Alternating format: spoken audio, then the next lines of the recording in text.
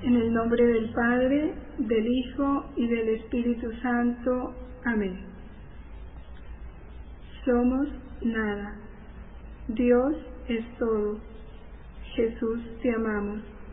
Continúa María, pensando en nuestras mentes, mirando en nuestros ojos, escuchando en nuestros oídos, respirando en nuestros respiros, hablando en nuestras bocas, circulando en nuestra sangre, palpitando en nuestros corazones, moviéndote en nuestros movimientos, sufriendo en nuestros sufrimientos, y nuestras almas unidas a tu voluntad sean los crucifijos vivientes inmolados para la gloria del Padre, orando en nosotros, y después ofrécele a Jesús esta oración como nuestra, para satisfacerte por las oraciones de todos y darle al Padre la gloria que deberían darle todas las criaturas. Amén. Venid, santos ángeles, tocad la frente de quienes leemos los escritos de la sierva de Dios, Luisa Picarreta, para sellar en nuestra frente el Espíritu Santo, y así infundir en nosotros la luz, para que podamos comprender las verdades y el bien que estos escritos contienen. Luz de la sabiduría eterna, revélanos el gran misterio de Dios Padre y Dios Hijo, unidos en un solo amor. Amén. Luisa, pequeña hija de la divina voluntad, continúa en medio de nosotros, viviendo y difundiendo el reino de la divina voluntad. Amén. Dios te salve María, llena eres de gracia, el Señor es contigo. Bendita tú eres entre todas las mujeres, y bendito es el fruto de tu vientre Jesús. Santa María, Madre de Dios, ruega por nosotros pecadores, ahora y en la hora de nuestra muerte. Amén.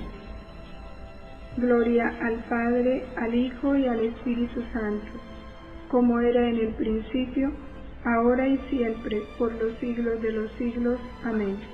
En el nombre del Padre, del Hijo, del Espíritu Santo. Amén. Hoy iniciamos este tema del conocimiento.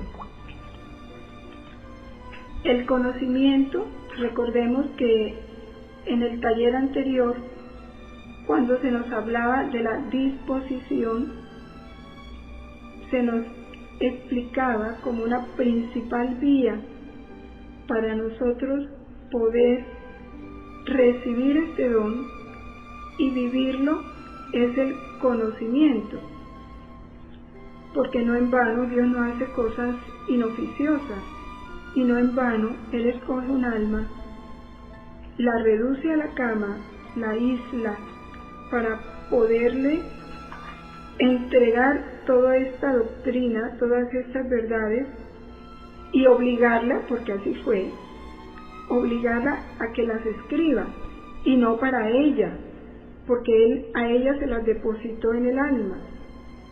El sacrificio que Dios le impone a Luisa es en favor nuestro.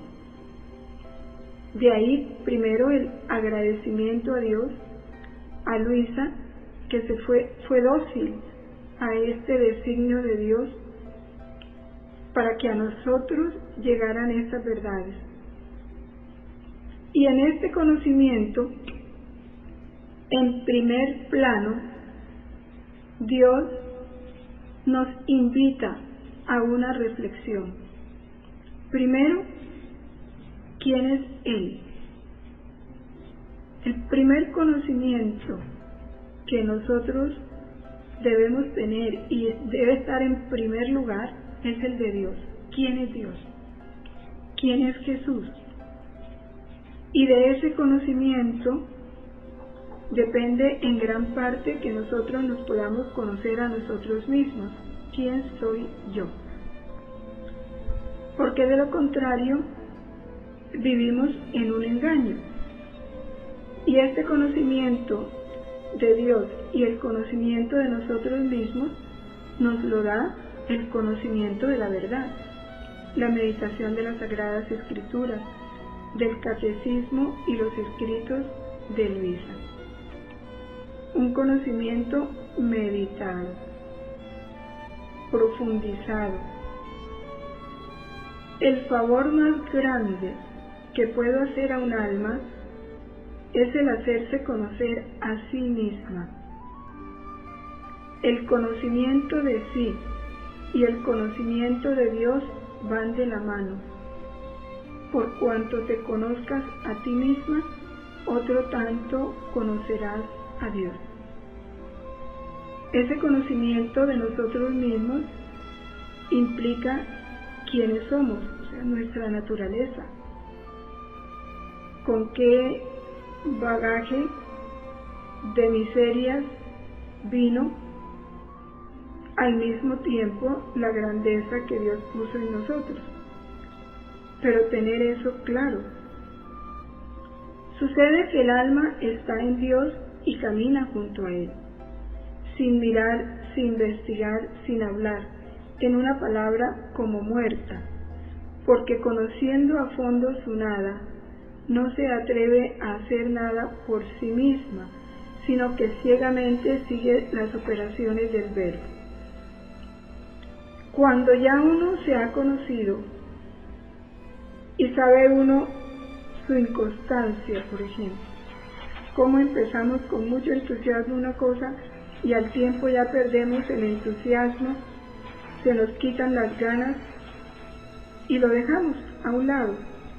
Cuando ya uno conoce esa parte, o lo débil que somos frente al que dirán, a las oposiciones que los otros manifiestan a nuestras decisiones o proyectos, cuando uno va viendo toda esa miseria, toda esa debilidad, toda esa incapacidad para el bien que tenemos y lo que las circunstancias influyen en nosotros frente a eso, entonces, ¿qué hacemos? Le entregamos todo a Dios. Por eso dice, sin mirar, que si nos miramos, no, nos debilitamos, nos desanimamos, no investigamos, no hablamos. Como muertos nos ponemos en las manos de Dios, porque conocemos lo que somos. Y por eso no nos atrevemos a hacer nada por nuestra propia cuenta. Señor, si tú lo quieres, si tú lo has decidido así, hazlo tú, porque tú ya sabes que yo no soy capaz. Y eso se dice desde un examen sincero, desde una experiencia sincera de nosotros mismos. Y nos abandonamos y vamos, entonces sí nos volvemos dóciles en las manos de Dios. Y es que a Dios le conviene que nos conozcamos para que lo dejemos actuar. Porque cuando nosotros no dejamos actuar a Dios, cuando nos creemos capaces, que somos nosotros, nuestra capacidad intelectual, nuestra capacidad de convencer a las otras personas, apoyados en la confianza que nos tienen porque nos consideran mucha cosa, entonces no dejamos actuar a Dios, ni siquiera pensamos en Dios. Nosotros por nuestra propia cuenta cogemos las riendas de los asuntos, de las circunstancias, porque nos creemos capaces de solucionar los problemas, muy astutos y muy inteligentes para disponer las cosas. En la medida en que más nos conozcamos a nosotros, en que más vivamos la experiencia de nuestra nada, de nuestra incapacidad, de nuestros errores, en esa medida más nos ponemos dócilmente en manos de Dios y lo dejamos actuar a Él. Por eso dice, así el alma, metiéndose en Dios, hace sublimes vuelos en el camino de la perfección, pero conociendo plenamente que no ella, sino en virtud de aquel Dios bendito que la lleva en sí mismo. El Señor favorece, enriquece, concede las gracias más grandes al alma, que sabiendo que no a sí misma, sino todo a Él atribuye. Entonces Dios puede ser más glorificado, porque cuando las cosas resultan como resulten, bien sabe ella que no es ella sino Dios, y se va a librar de la vanagloria, de la autoestima, del creerse alguna cosa. Surgirá entonces en el alma un gracias sincero, espontáneo, pleno hacia Dios, a quien el alma ha considerado autor de ese bien, de ese resultado, de esa victoria, pero fruto del conocimiento de sí mismo. Por eso es algo que debemos desear y pedir. Señor, que me conozca a mí y que te conozca a ti. Esta debe ser una súplica permanente nuestra. Que Dios nos dé esa gracia. Si Él dice que es el favor más grande que puede hacer un alma, pues ¿cómo no desearlo? ¿Verdad? ¿Cómo no desear ese favor? Y pedírselo. A Él no le choca que se lo pidamos, porque cuando se lo pedimos es porque realmente hemos comprendido que lo necesitamos. En el volumen 3, en las anteriores citas son del volumen 2, en el volumen 3 dice él: mi humanidad estuvo llena solamente de oprobios y humillaciones, tanto de derramarse fuera. He aquí por qué ante mis virtudes tiembla el cielo y la tierra. Dime, ante mi humildad, ¿dónde está la tuya? Solo yo puedo gloriarme de poseer la verdadera humildad. Mi divinidad, unida a mi humanidad, podía obrar prodigios en cada paso, palabra y obra. En cambio, voluntariamente me restringía en el cerco de mi humanidad y me mostraba como el más pobre y llegaba a confundirme con los mismos pecadores. Por eso Él es el único humilde, porque Él es el único que se abajó y se sigue abajando en cada hostia. Cada que Jesús desciende a la hostia, se está abajando para poder entrar en nosotros.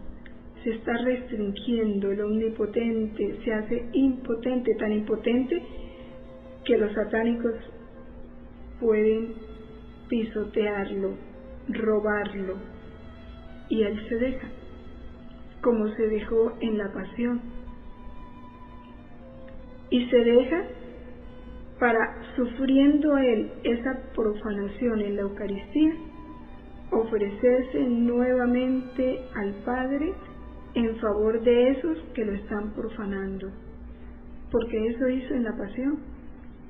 Mientras lo flagelaban, lo crucificaban, lo escupían, Jesús soportaba en silencio, sufría en silencio eso para ofrecerlo al Padre en favor de esos mismos que le estaban proporcionando esos sufrimientos, esas humillaciones, esas burlas. Él perpetuó su pasión en la Eucaristía y en las almas víctimas.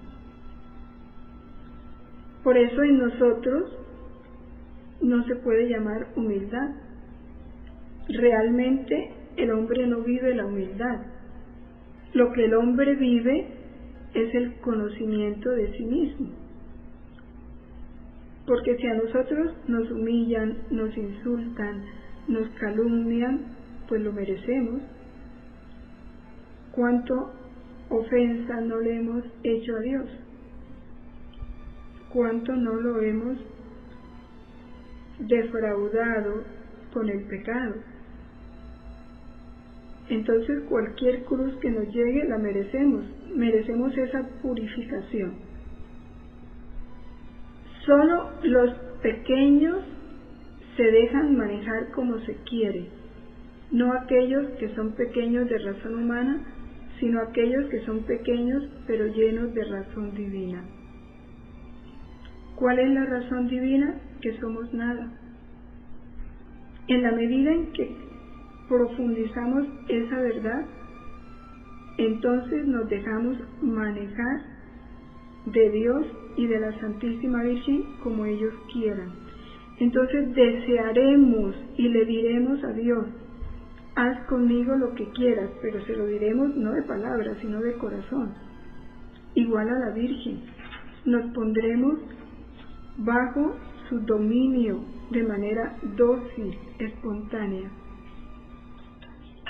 Porque ¿de dónde brota esa súplica?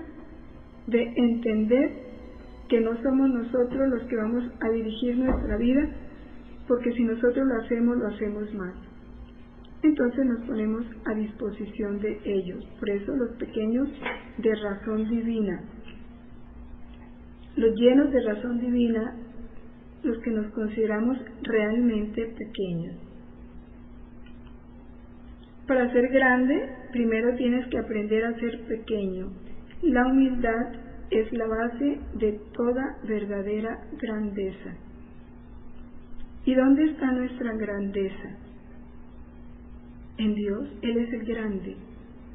En la medida en que lo dejemos a Él ser en nosotros, vivir en nosotros, actuar en nosotros, en esa medida seremos grandes, porque la grandeza en nosotros será la de Dios.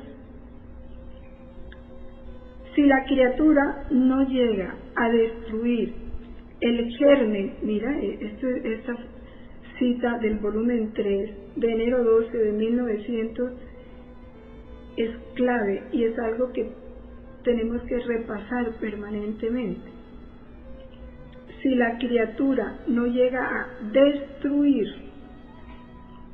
no dice disminuir, dice destruir, el germen de honor, de estima, y esto se destruye con llegar a amar el ser despreciada, humillada, confundida.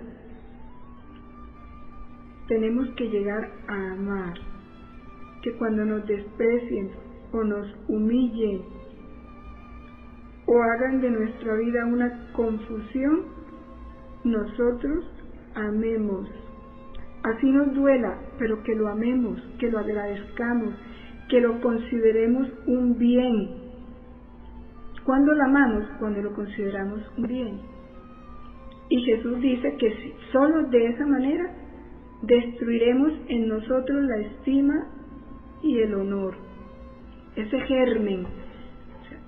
¿Qué quiere decir eso? Que el pecado original dejó en nosotros un germen de soberbia que se manifiesta en el deseo y la satisfacción que sentimos cuando somos honrados, cuando somos estimados, cuando somos aplaudidos, cuando somos alabados, ensalzados, felicitados.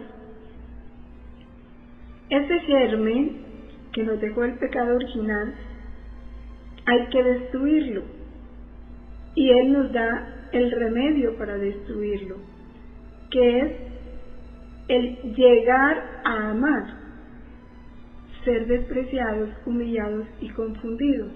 Ahora, esto es una gracia,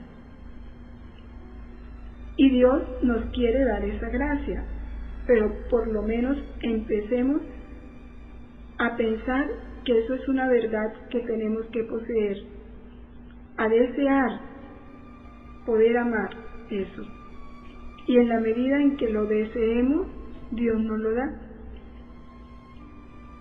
Dice que cuando lleguemos a amar, sentiremos un entrelazamiento de espinas alrededor del corazón.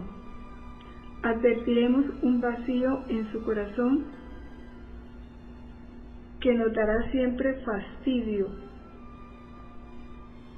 ¿Qué nos da fastidio cuando somos ensalzados, estimados? Nos tiene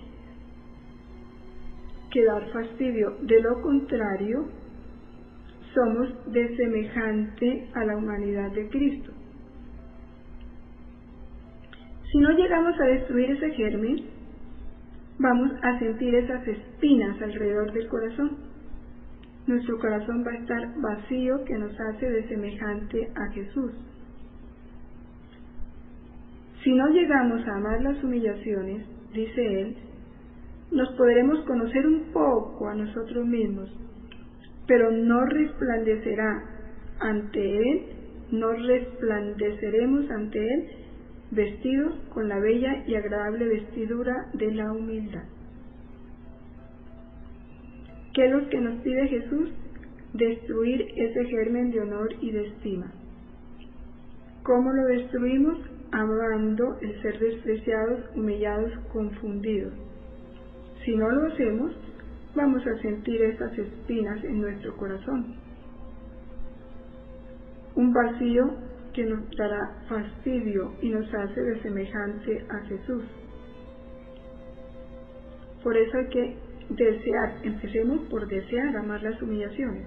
Por lo menos que cuando nos llegue una humillación, un desprecio, una calumnia, recordemos esta verdad y empecemos a decirle gracias, para que empecemos a considerarla un bien.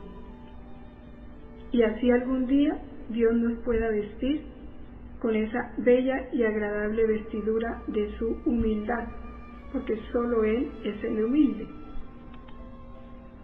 ¿Qué tan importante es el conocimiento? Cada vez, dice Jesús, que te hablo de mi querer, de mi voluntad, y tú adquieres nuevos conocimientos, tanto más valor tiene tu acto en mi querer y más riquezas inmensas adquieres. Qué interesante. Ya tan pronto uno conoce estas verdades, inmediatamente el alma se dispone a hacer actos en su voluntad, ¿verdad? A fundirse, a no querer hacer nada fuera de la voluntad de Dios. Y Jesús nos dice en el volumen 13, cada vez que te hablo de mi querer y tú adquieres nuevos conocimientos, cada que adquirimos un nuevo conocimiento, ese valor, ese acto hecho en su voluntad adquiere más valor. Y Dios a su vez nos da nuevas riquezas. Entonces, ¿qué tan importante es el conocimiento? Quiere decir eso que si crecemos en conocimiento, vamos a crecer en riqueza. Esta vida en su voluntad va creciendo, se va enriqueciendo más. En el volumen 36 nos dice, el conocimiento abre todas las puertas entre Dios y la criatura. Si no está el conocimiento, nada podemos dar ni ellas recibir. O sea que el conocimiento es una condición que Dios pone para Él poder darnos cada vez nuevas verdades, nuevas riquezas. Hay que empezar a conocer. En la medida en que el alma se disponga a conocer, va recibiendo. Por eso es importante ya estar leyendo los volúmenes. Espero que así lo estén haciendo, que no se estén contentando solo con estas charlas. Ya de eso hablaremos ahorita al final del taller. El conocimiento es lo que nos hace descender en la criatura. Miren, lo vuelve a decir en el volumen 35. Lo dice en el 35 y lo repite en el 36. Y le da el vuelo para hacerla subir hasta nosotros. Pero no para hacerte solo conocer. O sea, a él no le interesa solo que intelectualmente poseamos la verdad, sino para darte el bien que te hacemos conocer. O sea que cuando Jesús nos da un conocimiento, una verdad, cuando nos la da, cuando la comprendemos, cuando nos parece interesante, cuando la sentimos al leerla interesante y recibimos en ella una luz. Cuando eso sucede es porque ya Dios nos está dando a poseer esa verdad que estamos comprendiendo, que estamos entendiendo. Por eso dice que no solo se contenta con darnos a conocer, sino nos da el bien que esa verdad encierra. En el volumen 14 nos dice lo mismo de otra manera, más descriptiva, porque Jesús es un pedagogo y ya digo, como nos sabe un poquito tardos, lentos para entender sus verdades, porque somos pequeños, entonces Él se las ingenia para decírnoslo de muchas maneras y que no las olvidemos. Dice en el volumen 14, de noviembre 6 de 1922, yo en el hacer conocer doy e imprimo en el alma la cualidad divina que hago conocer. Si tú supieras bajo qué olas impetuosas de gracias te encuentras cuando paso a hacerte conocer otros efectos de mi querer, y como experto pintor, pinto en tu alma con los más vivos colores los efectos, los diversos valores que te hago conocer. Tú quedarías aplastada bajo mis olas, pero yo, teniendo compasión de tu debilidad, te sostengo. Y mientras te sostengo, imprimo más en ti lo que te digo, porque si yo hablo, obro. Por eso, sé atenta y fiel. Estas palabras de Jesús nos ahogan, ¿verdad? De ver esa ternura de Dios, ese amor por nosotros, esa comprensión frente a nuestra debilidad. Es decir, si tú supieras bajo qué olas impetuosas de gracia te encuentras cuando paso a hacerte conocer otros efectos.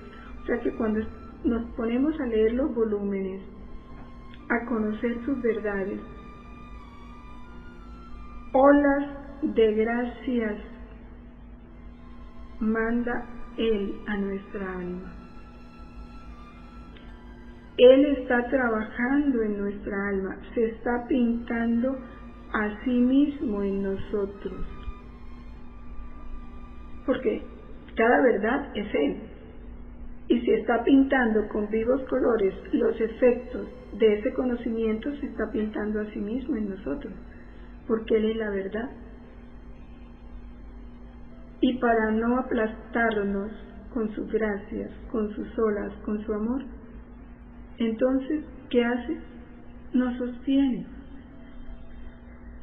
para que esa impetuosidad de su mar de gracias no nos aplaste.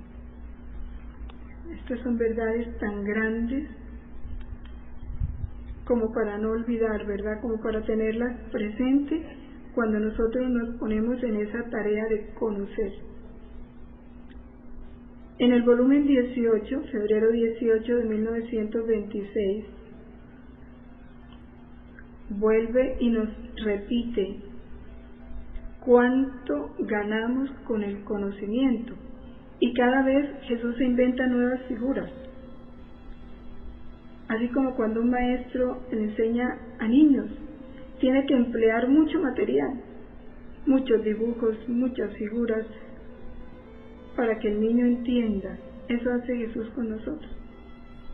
Aquí dice, cada manifestación que te hago sobre mi voluntad es una bienaventuranza que brota del seno de la divinidad. ¿Qué es una bienaventuranza?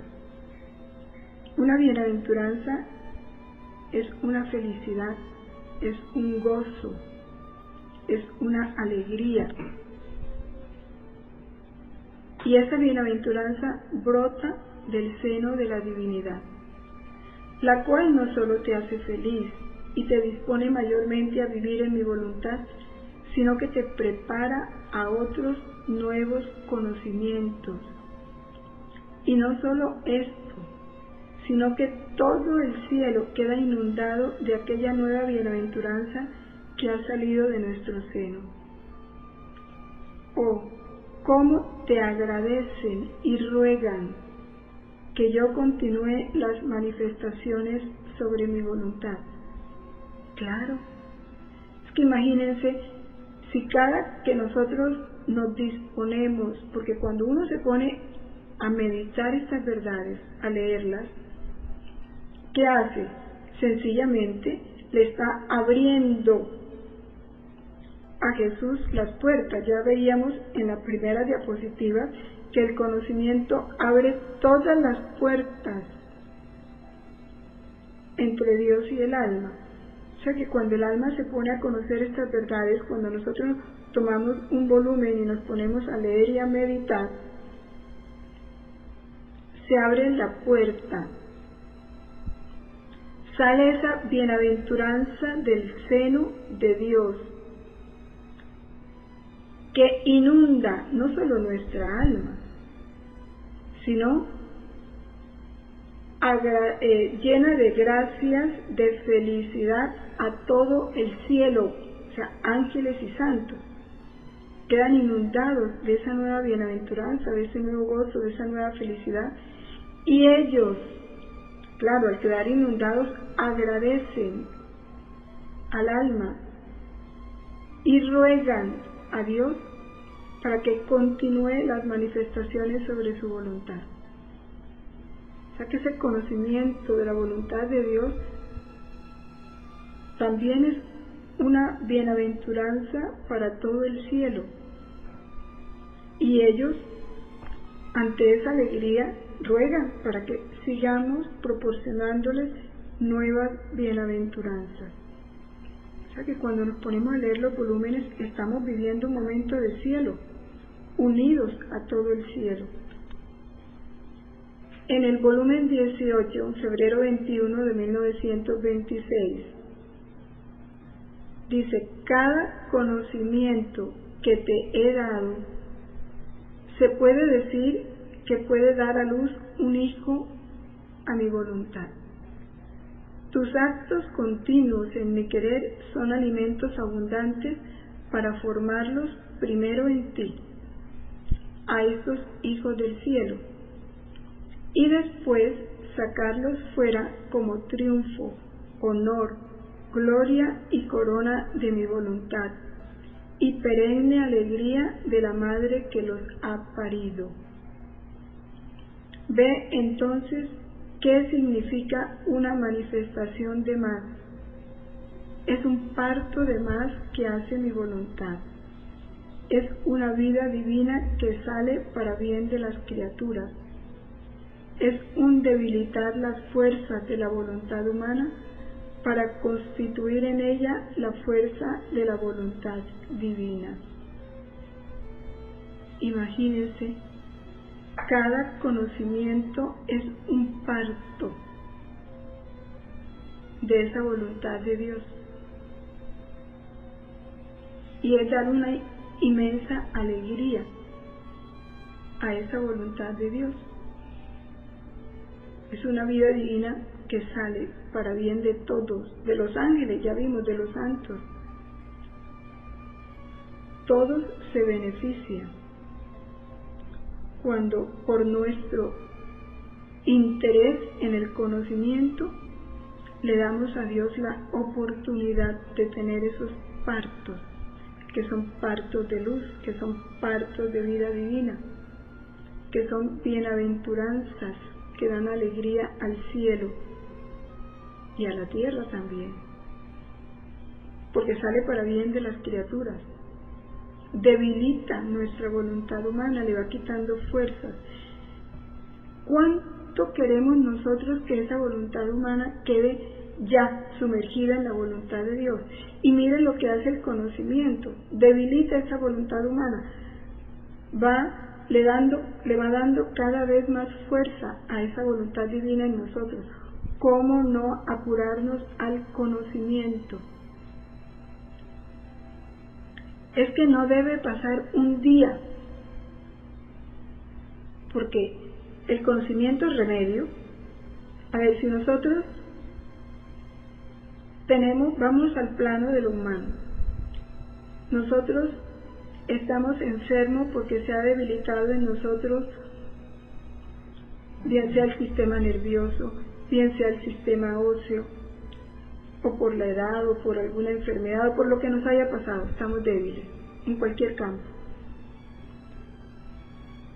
Y el médico nos dice que adquirimos fuerza si tomamos diariamente este remedio, y al tiempo que se va fortaleciendo en nosotros el sistema óseo, se va debilitando en nosotros esto que está haciendo daño a nuestros huesos. Mientras se fortalece lo bueno, se debilita lo malo. ¿Qué hacemos? Pues hacemos las cosas como nos dice el médico, y si se nos va a acabar el remedio, pronto compramos otro, porque nosotros queremos estar sanos. Y Jesús nos dice que es el conocimiento el que produce esos efectos, debilita nuestra voluntad humana y fortalece en nosotros la voluntad divina, que es para donde nosotros caminamos. Nosotros queremos ya que esa voluntad divina reine y viva en nosotros plenamente, y que nuestra voluntad humana no sea un obstáculo, sino por el contrario, que la favorezca, uniéndose permanentemente a esa voluntad divina. Entonces, este conocimiento es algo que nosotros debemos tomar diariamente. En el volumen 20, enero 1 de 1927, dice: hija mía, el medio más fácil, miren, más fácil para apresurar la venida de mi voluntad a la tierra son los conocimientos de ella. Los conocimientos llevan luz y calor al alma y forman en ella el acto primero de Dios, en el que la criatura encuentra el primer acto para modelar el suyo. Si no encuentra ese primer acto, la criatura no tiene virtud de formar su primer acto. Por lo tanto, faltarían los actos, las cosas de primera necesidad para formar ese reino. Claro, ya lo vimos, el conocimiento abre la puerta. Jesús ya dijo, si no encuentra el conocimiento no puede dar. Por eso el conocimiento constituye el acto primero que Dios realiza en el alma. Y para el alma poder realizar su acto, necesita ese primer acto que es el conocimiento. Por eso, si no está ese primer acto, la criatura no puede formar su primer acto, no puede hacer un acto en la voluntad de Dios porque no lo conoce. Mira entonces qué significa un conocimiento de más sobre mi voluntad. Por eso, por cuantos más conocimientos manifiesto sobre mi voluntad, tanto más pronto se apresura el reino del fiat divino sobre la tierra. Bueno, imagínense, propongámonos a hacer fuerza, a nosotros poner cada uno de nuestra parte este medio para que ese reino venga pronto.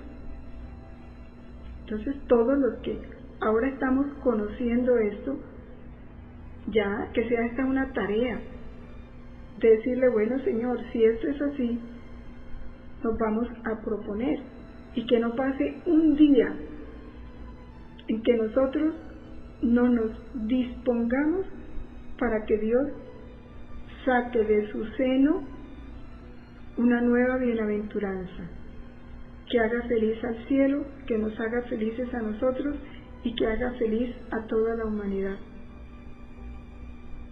Y ahí vamos contribuyendo a que este reino venga pronto. Si Él dice el medio más fácil, Y tampoco es que sea tan difícil el que nosotros cada día obtengamos un nuevo conocimiento. Cada conocimiento de más, nos dice el volumen 22 de junio 1 de 1927, cada conocimiento de más es una luz mayor que posee, y cada conocimiento pone en el alma una luz distinta, una más bella que la otra. O sea, van creciendo en belleza, con el germen de la diferente felicidad que cada luz contiene, porque todo lo que el alma puede llegar a conocer de bien, con la voluntad de ponerlo en práctica en sí misma, el alma queda en posesión del bien que conoce. Aquí hay un elemento más que Jesús agrega, y es la voluntad del alma de poner en práctica ese conocimiento en sí misma, porque esa voluntad de ponerlo en práctica es lo que le da la posesión del bien que conoce, de esa luz que cada vez crece en belleza. Cada conocimiento nos da una luz,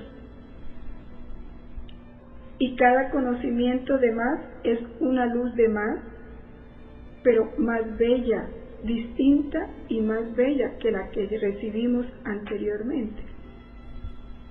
Fuera de ser luz, de darnos belleza, también nos da felicidad, porque cada conocimiento trae una luz distinta, cada vez más bella, y el germen de una felicidad diferente a la que obtuvimos con el conocimiento anterior. Pero todo esto, que es tan grande, solo si el alma tiene la voluntad de poner en práctica lo que ha aprendido. En el mismo capítulo se nos dice, nos hace esta advertencia: si no tiene voluntad de poner en práctica los conocimientos que adquiere, sucede como cuando uno toca una flor, o también si se lava con agua fresquísima. En el acto, o sea, en el instante en que hace eso, sentirá el perfume de la flor, el refrigerio del agua fresca. Pero como no posee la flor ni la fuente del agua fresca, poco a poco se desvanecerá el perfume y el bien de la frescura del agua, y se encuentra sin el perfume y desvanecida la frescura que había. Así son los conocimientos cuando se tiene el bien de conocerlos y no se ponen en práctica. La felicidad se vive solo en el momento, ¿no? Pero como no lo pones en práctica, se esfuma rápidamente. Por eso la importancia de la voluntad de ponerlo en práctica, y por eso es que Jesús le dice a Luisa, y con ella a nosotros, dice: quiero que seas más pronta que un eco. Tan pronto tú comprendas una verdad, inmediatamente aplícala, vívela, disponte a ponerla en práctica. Esa es la forma de responder a la verdad conocida, para poderla poseer. Entonces ya poseemos la fuente de esa verdad, y como poseemos la fuente, ese perfume permanece, esa felicidad permanece, porque ya nosotros tenemos la fuente. Pequeña hija mía, esta niña es la imagen de tu alma, tímida en recibir la luz y los conocimientos de mi voluntad divina. Pero yo te ahogaré con tanta luz, a fin de que pierdas el residuo de la timidez de la voluntad humana, porque en la mía no hay estas debilidades, sino valor y fortaleza divina, insuperable e invencible. para formar el reino de mi fiat en el alma. Distiendo en ella como fundamento todos los conocimientos de él, y después tomo posesión, distendiendo en ella mi misma vida para tener mi verdadero reino. Jesús hace dos cosas. ¿De dónde proviene la timidez? En el temor de no ser capaz, de sentir esto tan grande, de verme tan incapaz, tan mala, tan inconstante. Y por eso el alma se muestra tímida. Pero ¿qué dice Jesús? Que Él ahogará con su luz esa timidez en nosotros, que nos va a dar valor, fortaleza divina insuperable e invencible, porque Él quiere que ese reino de su voluntad se forme en nosotros, y para hacerlo, al tiempo que Él con ese conocimiento va quitando la timidez, la va disminuyendo, la va debilitando, va tomando posesión de nosotros, para poder reinar en nosotros, porque Él lo quiere. Él hace todo. Él dice, no temas a nada, no te dé miedo de nada, porque todo yo lo solucionaré, yo lo dispondré, todo lo malo lo aniquilaré, y todo lo que te haga falta yo te lo daré. Eso es lo que nos está diciendo a través de estos textos. En el volumen 24 de abril 6 de 1928 nos dice: para formar el reino de mi querer divino, comenzaré por las primeras lecciones que te he dado a ti. Y por eso quiero que se comience a conocer. Nos lo está diciendo a nosotros. Si no hemos empezado a leer los volúmenes, empecémoslo ya, o sea, para ayer es tarde. A fin de que hagan el camino, preparen y dispongan las almas para hacer que poco a poco suspiren por escuchar otras lecciones en vista del gran bien que han recibido de las primeras. Por eso he preparado lecciones tan largas sobre mi voluntad, porque ella encierra la finalidad primaria por la que fue creado el hombre, y todas las cosas y la vida del mismo hombre que debe desenvolver en ella. Así que sin ella es como si el hombre no tuviera la verdadera vida, sino una vida casi extraña a él, y por eso llena de peligros, de infelicidad y de miserias. Pobre hombre sin la vida de mi querer, sin la vida de mi voluntad. Hubiera sido mejor para él si no hubiera nacido, y por suma desventura suya ni siquiera conoce su verdadera vida, porque hasta ahora no ha habido quien haya partido el verdadero pan de sus conocimientos para formar la sangre pura y poder hacer crecer su verdadera vida en la criatura. Le han partido un pan corrompido, contaminado, que si no lo ha hecho morir, no ha crecido sano, robusto y fuerte de una fuerza divina, como hace crecer el pan de mi voluntad. Ella es vida y tiene virtud de dar su vida. Es luz y expulsa las tinieblas. Es inmensa y toma al hombre por todas partes para darle fuerza, felicidad, santidad, de modo que todo está al seguro en torno a él.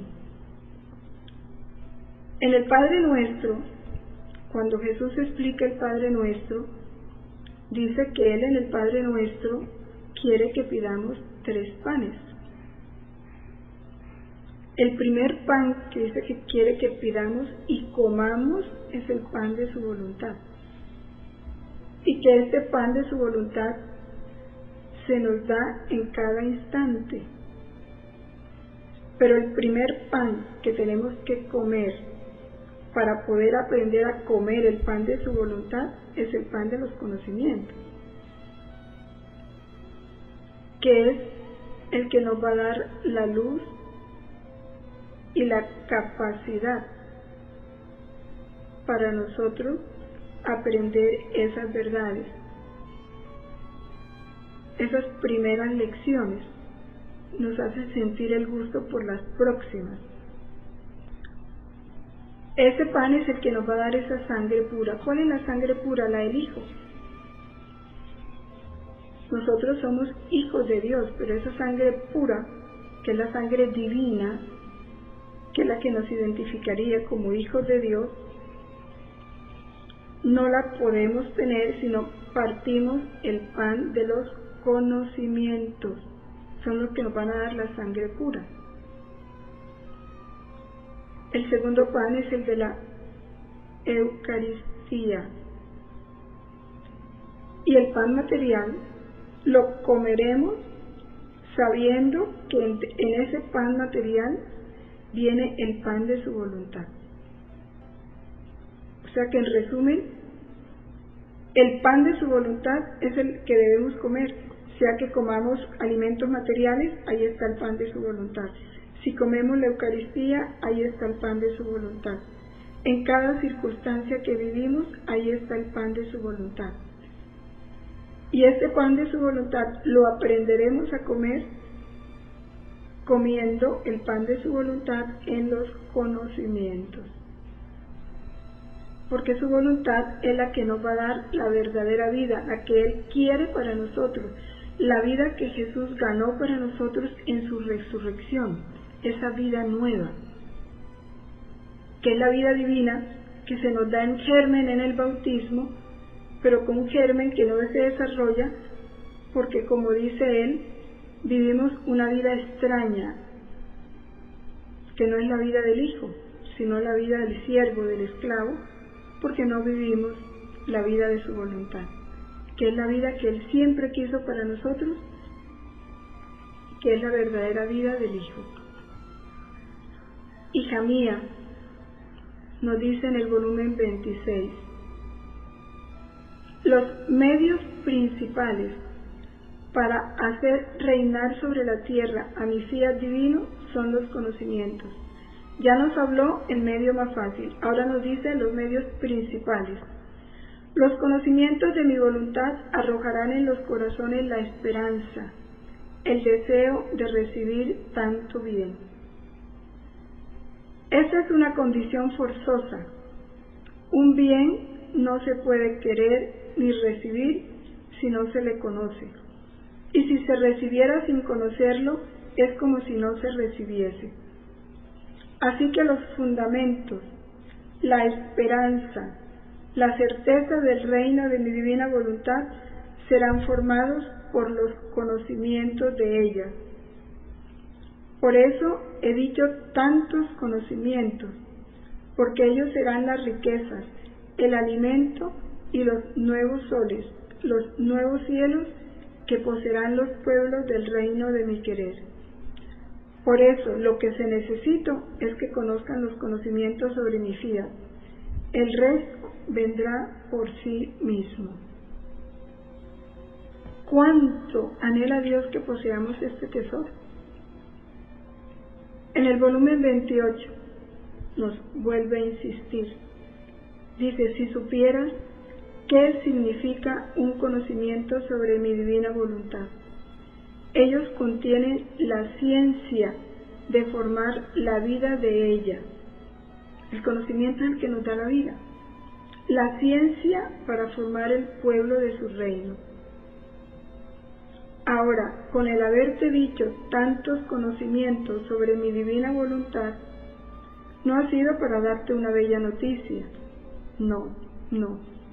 Ha sido para formar la ciencia de ella, primero en ti, le dice a Luisa, y después en medio a las criaturas, a fin de que, conocida esta ciencia divina y toda de cielo, pueda hacer madurar la vida de mi fiat divino y formar su reino. Es imposible sin los conocimientos. Mira entonces el gran bien de los tantos conocimientos que te he manifestado. Son tantas puertas que te facilitan la entrada en su reino. Y aquí dice una cosa hermosísima. Dice, en cada puerta, o sea, cada conocimiento es una puerta, ¿sí? Y en cada puerta, o sea, en cada conocimiento, he puesto un ángel como custodio. O sea, a Dios no solo le bastó darnos el ángel custodio, sino que en cada conocimiento pone un ángel custodio, a fin de que te dé la mano y te conduzca segura en las regiones de la divina voluntad.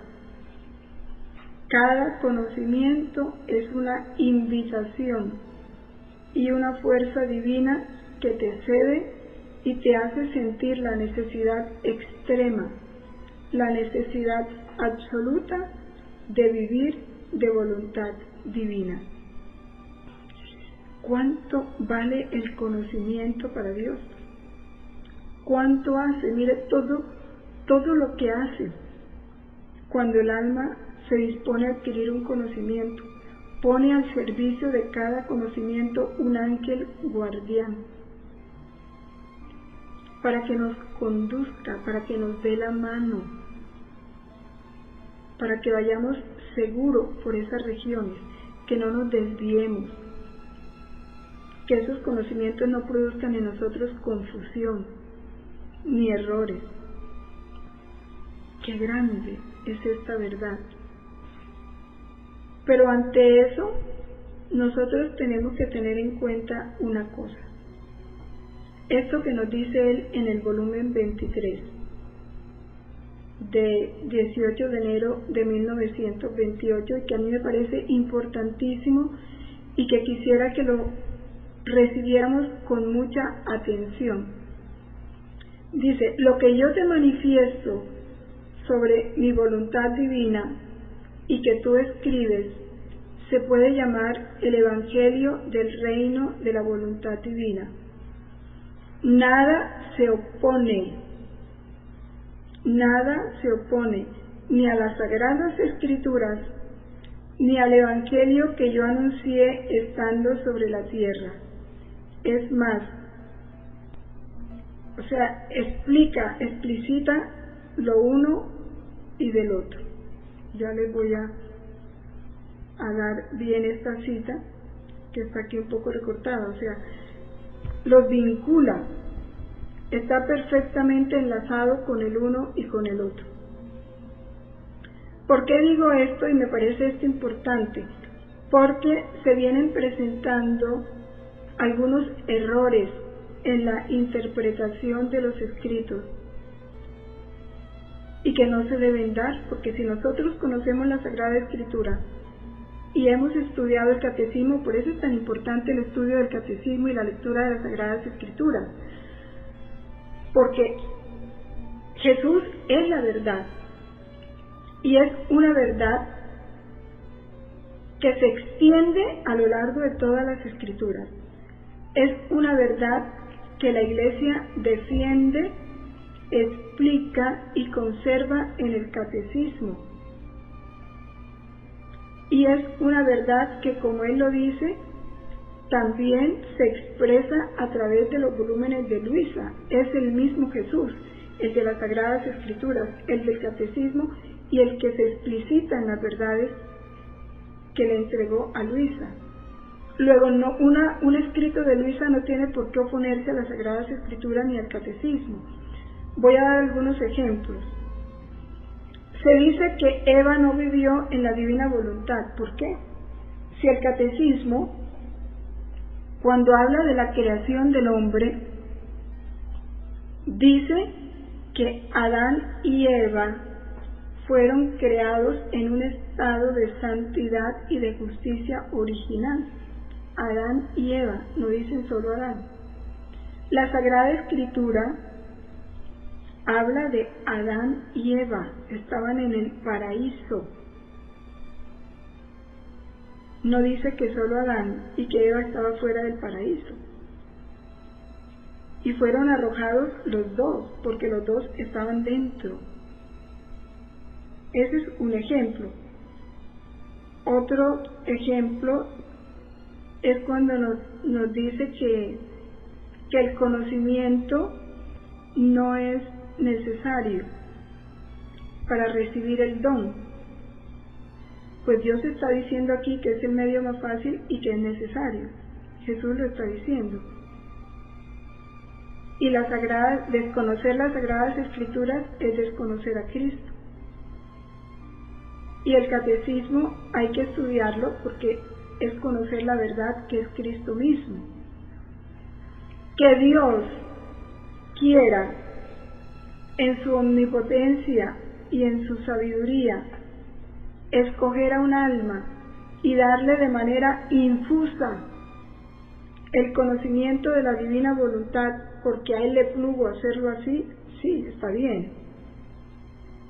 Y que hay algunas almas que lo hayan conocido por medio infuso porque Dios quiso darles esa gracia extraordinaria, es correcto.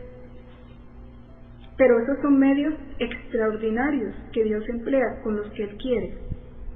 Pero el medio ordinario, común y corriente para todos nosotros es el conocimiento de los escritos de Luisa Picarreta, de la Sagrada Escritura y del Catecismo.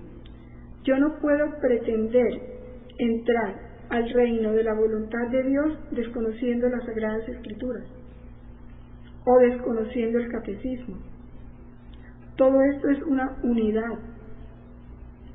Porque precisamente porque se desconocen las Escrituras y se desconoce el Catecismo, o se le hace a un lado o no se le da la importancia necesaria, se llegan a esos errores. Que los sacramentos, que no hay necesidad de los sacramentos, o que no hay necesidad del perdón o de la confesión, porque en los escritos de Luisa dice que la voluntad divina elimina todas nuestras pasiones y nuestras imperfecciones sí, pero cuando se posee el don. Pero para llegar a poseer el don hay que poseer todo lo demás. Entonces nosotros no podemos pretender que eso se nos dé así como una varita mágica, ¿no? Tenemos que seguir con humildad el camino común y corriente. Porque tampoco podemos dedicarnos solo a los escritos y olvidar el primer mandamiento, que es conocer a Cristo y su Iglesia a través de las verdades contenidas en la Sagrada Escritura y en el Catecismo. Esto porque se están dando esos errores. San Juan Pablo II, en su escrito sobre nociones catequéticas, nos dice: el adulto necesita una enseñanza para mayores, porque muchos dicen, no, yo estudié mi catecismo cuando estaba pequeño. Se necesita leer y estudiar la religión para poder dar respuestas claras y convincentes a los enemigos y lograr defenderse de sus trampas, que son continuas y muy bien preparadas. Si nosotros tenemos ese conocimiento, al que se ponga a decir esas cosas, pues sabemos que no está en la verdad y no empezamos a dudar, ¿será verdad? No, ya. Y si de pronto no estamos seguros, pues ya sabemos la fuente de la verdad dónde está. Sagradas Escrituras, Catecismo. Y si la Sagrada Escritura y Catecismo dicen lo contrario, no es verdad. Porque se pueden malinterpretar los escritos de Luisa, y de hecho se han hecho. Todo debe ir a la par. Sagradas Escrituras, Catecismo y escritos de Luisa. Es verdad que cuando uno empieza a leer los escritos de Luisa, esto te da una facilidad para comprender mejor las Sagradas Escrituras y el Catecismo. Es cierto, se va logrando eso, pero no podemos limitarnos solo a los escritos. Aquí Norma nos completó la cita. Gracias, Norma. Dice: nada se opone ni a las Sagradas Escrituras ni al Evangelio que yo anuncié estando en la tierra. Es más, se puede llamar el sostén del uno y del otro. El sostén. O sea, los escritos de Luisa soportan lo uno y lo otro, lo fortalecen, le dan más claridad, nos lo explicitan, pero nunca se oponen, nunca lo contradicen, nunca lo niegan. Aquí tomé unas partes de los sacramentos para que veamos. Dice, mi vida sacramental espera pacientemente que, fíjense, espera pacientemente que el hombre tome el pan de la voluntad suprema para poder dar todo el bien de mi vida sacramental. Ve entonces cómo el sacramento de la Eucaristía, y no solo este, sino todos los sacramentos dejados a mi Iglesia e instituidos por mí, darán todos los frutos que contienen y tendrán pleno cumplimiento cuando el pan nuestro, esto es, la voluntad de Dios, se haga como en el cielo, así en la tierra. O sea que no es que cuando ya el alma conoce la voluntad de Dios, entonces ya va a dejar los sacramentos, no. Si la vida sacramental está esperando que tomemos este pan de la voluntad suprema para que con su voluntad recibamos esos sacramentos, y recibiéndolos con su voluntad le daremos a cada sacramento la gloria y la reparación que Dios merece recibir en cada sacramento con su misma voluntad. Y recibiéndolos con su misma voluntad, esos sacramentos darán el fruto completo que contienen. Aquí lo explica en el volumen 22 de julio 4 de 1927. Dice, recibiéndolos de la Iglesia, habla de los sacramentos, sentirá que es alimento que ella posee, pero que lo toma para darle aquella gloria completa a aquellos sacramentos de los cuales ella posee la fuente, para glorificar aquella misma voluntad divina que los instituyó, porque sólo en ella se dará la perfecta gloria a todas nuestras obras. Claro, porque recibiendo, por ejemplo, vamos a comulgar, nos fundimos en esa voluntad de Dios para recibir la Eucaristía con su misma voluntad. Entonces, ¿qué vamos a hacer en esa comunión? Al tiempo que recibimos ese alimento, le vamos a dar gloria a Dios, una gloria completa, por ese sacramento que Él instituyó. La vamos a glorificar y vamos a reparar, porque muchos la reciben indignamente. Y ahí estamos haciendo un giro. Al tiempo que comulgamos, estamos girando en los sacramentos. Igual cuando nos vamos a confesar, confesándonos con su misma voluntad, le vamos a dar a esa voluntad divina, porque el sacramento de la confesión fue instituido por la voluntad de Dios. Entonces le vamos a dar a esa voluntad divina la gloria, el agradecimiento, el amor, el honor que merece en ese sacramento, y reparar por todas las ofensas que recibe en ese sacramento. Entonces dice, por eso suspiro tanto el reino del fiat supremo, porque solo Él pondrá el equilibrio a todo, dará a las criaturas todos los bienes que quiera y recibirá la gloria que ellas le deben. ¿Cuál no será mi felicidad al darme sacramentado a los hijos del fiat eterno y encontrar en ellos mi misma vida? Entonces se tendrá el fruto completo de mi vida sacramental, y al consumirse las especies, no tendré más el dolor de dejar a mis hijos sin el alimento de mi vida continua, porque mi voluntad, más que accidentes sacramentales, mantendrá su vida divina siempre con su plena posesión. En el reino de mi querer no habrá ni alimentos ni comuniones interrumpidos, sino perennes, y todo lo que yo hice en la redención les servirá no más de remedio, sino de deleite, de alegría, de felicidad y de belleza siempre creciente.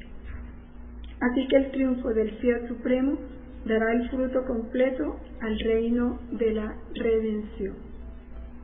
Estos son apartes.